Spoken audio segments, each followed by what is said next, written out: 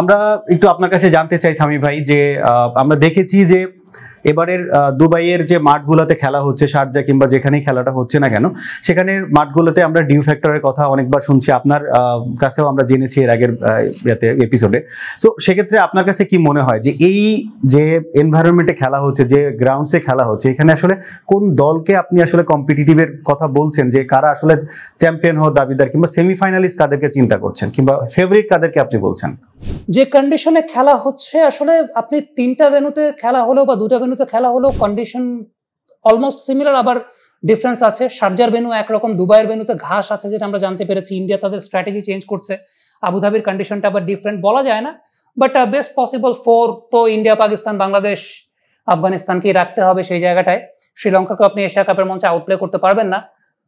আমার কাছে কেন জানি মনে হয় পাকিস্তান ইউএই ম্যাচটাতে, পাকিস্তান সংযুক্ত আরব আমিরাত ম্যাচটাতে আরব আমিরাত পাকিস্তানকে ধরা খাইয়ে দিতে পারে, এটা আমার কাছে ব্যক্তিগতভাবে মনে হয়। সেমিফাইনালে কাদেরকে দেখছি এটা বলতে পারবো না, এটা একটা টুর্নামেন্ট শুরু হওয়ার পরে আসলে বুঝতে হবে যে কোন টিমটা এগিয়ে আছে, কোন টিমটা পিছিয়ে আছে। টুর্নামেন্ট শুরু না হলে বলতে পারছি না। চ্যাম্পিয়নের ব্যাপারটা আসলে সেরকম অন আ গিভেন ডে যে পারফর্ম করবে, তবে শুরুর দিকে একটা ম্যাচ করে দেখার পরে আমি আসলে আপনাকে বলতে পারবো যে কোন টিমটা আসলে কোন শেপে আছে, কোন পসিবল কম্বিনেশন আছে, then we can answer. Thank you.